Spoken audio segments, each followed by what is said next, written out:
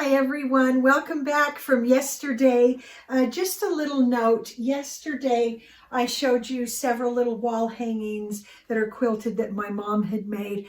I went through and I saved 3 of them that really are special to me, the one with Dad's ties particularly, and the others, I just imagined those going to our Goodwill and someone finding one of those and just falling in love with it.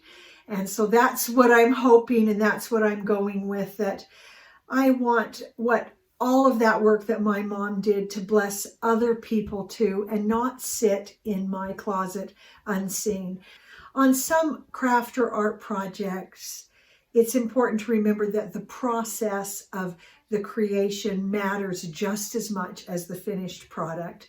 And so I can let some of those go and just kind of hold in my mind the imagination of somebody else finding them and loving the bright, beautiful colors and appreciating the work that was done. So it's time to get started. So let's set our timer for 15 minutes and we'll just get going in this unedited craft closet clean out. I'm just going to start here and just go across. So just as a reminder, what we're keeping is right here. Oops, I put some things from that shelf onto the keep shelf and I shouldn't have. Let me show you. Let's go there and take care of that.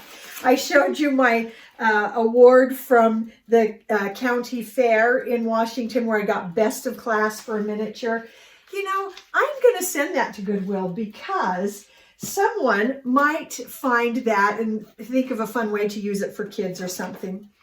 I have made over the years so many little reading things that Anne used, and Anne actually reads quite well. And that's one of the first things we used is words that she would see frequently, and we used that for years. But it's so handy. I'm going to send that to Goodwill for someone to use to help their child learn to read. And I want to put this out there that just because a child has a disability like Down syndrome doesn't mean they won't read. Anne does read, and in fact, every day does book reports. It's one of her favorite things to do. I have a little book about rocks and minerals that can go to Goodwill, and box with that's going to Goodwill, and a little basket which I don't like very much because things fall through. So look at that whole basket pretty much cleared out. I have some family photos here that I'm just setting up here just for access. I promise I will get to them. Okay, so sitting right here is our patterns. And most of my patterns are American Girl doll patterns. I don't do really much sewing for wearing. I'm just not that good at it. And here's a little Anne's autograph book. And so she has autographs from all kinds of people at Disney and Universal Studios. So that's going to go in the Anne box. Now, my plan is I've got boxes for each of the kids, and I have 5 kids, so we have a lot of stuff. My plan is to go through, just include things. I'll get rid of what I think I'm holding on to that won't matter to them, and then I'm going to have them look through it, figure out what to keep, and then we're going to create some pretty boxes each of the kids can have that will go in their room on a shelf and will be their special boxes. That's my plan. Now, whether we can make that happen, we shall see. Okay, and a lot of what needs to be done with Anne, I'll need to sit down with her and we'll figure out what to save and what to get rid of. Okay, so I have had a box of patterns for years. I'm going to go through it and I am going to decide which patterns to keep and which to get rid of. Forest Friends, I think I can get rid of that. Then when we get into the American Girl patterns, I want to, I have a project with this. Love that dress. This is one I actually never have used. I think I'll let that go. This one is the old, you know, old-timey clothes. Haven't made those in forever. There's just some that I really think I can let go of. And I know there are some that I actually use pretty often.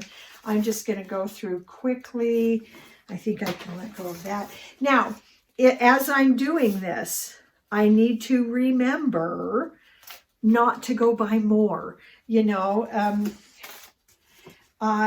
coats. I really do want to sew some cute coats. I think I can let go of that.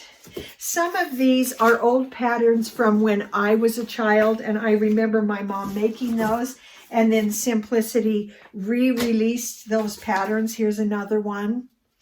And so those are some of my favorites. Oh dear. This, okay, so in doing this, I am going to have to say to myself, from now on, I don't buy any more American Girl patterns because I certainly have enough. I made that robe. Don't need that. Okay. Oh, and then we have a bunch of patterns of clothes that I don't think any of us are going to wear. Look at how cute that is. But am I going to make that? No, no. I am not going to that effort. Oh, and then I have two patterns of clothes I made for Lindsay when she was little, and then they got passed on to Anne and got passed on to Katie, and I just want to show them. I think I'll be able to let that go at some point. More patterns of clothes.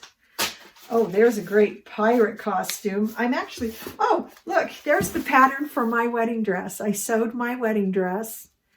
That was the style back then. I know, you're probably going, whoa, but that's, I'm keeping that. And Halloween costumes. Oh boy. Well, so a Barbie tent pattern. I think I can.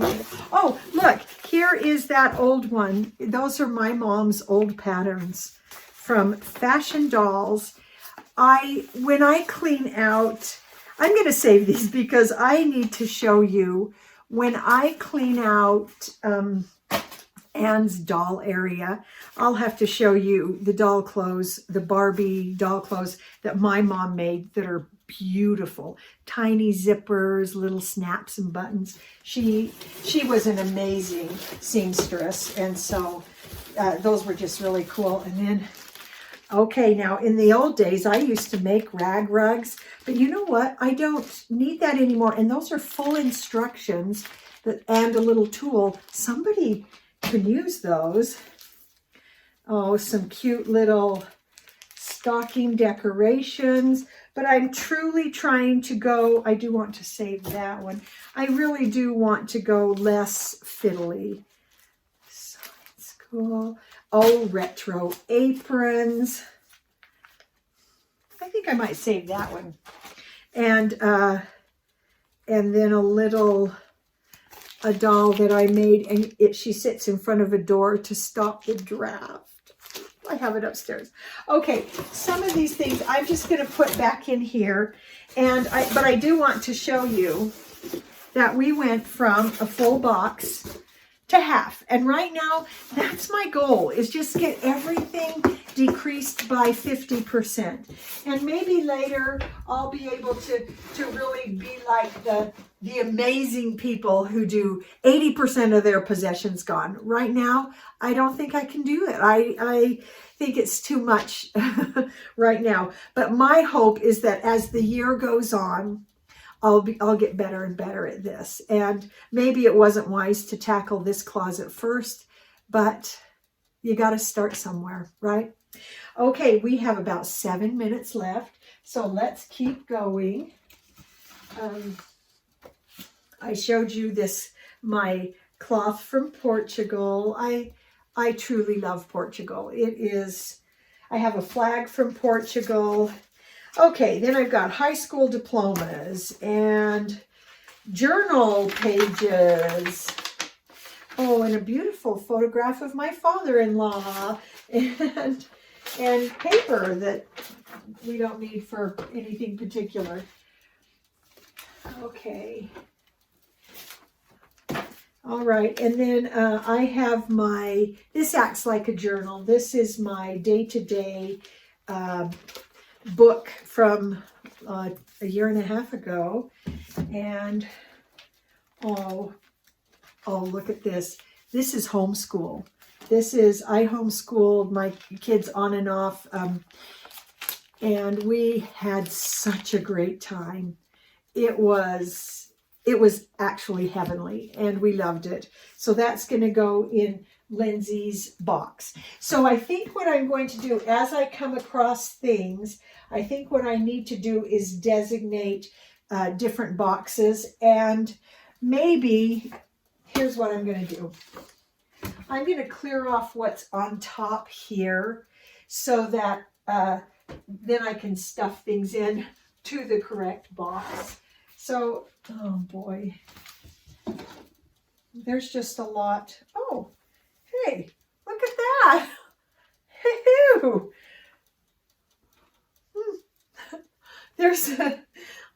I could put a little something on there. You know, why didn't I clean this out sooner?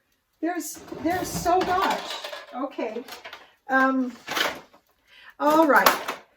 Just some boxes that could be recycled. That's easy. I'll have to show you that. We have an old, oh, that's a memory thing. Okay. A stand, a broken piece of something. I think I'll save that.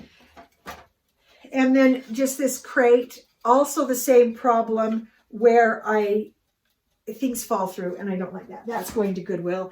I used to collect little old toys, and I used to actually, the kids played this one. It was a lot of fun. Just some old toys like that.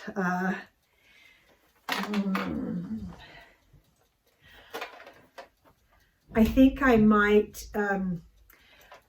actually give those to the kids for Christmas and let them remember them and then let go if they would like. Look at this. You turn the thing and the little people go around. Okay. I guess one of the things we can give our kids for Christmas is memories, you know. I don't need that. Another notebook.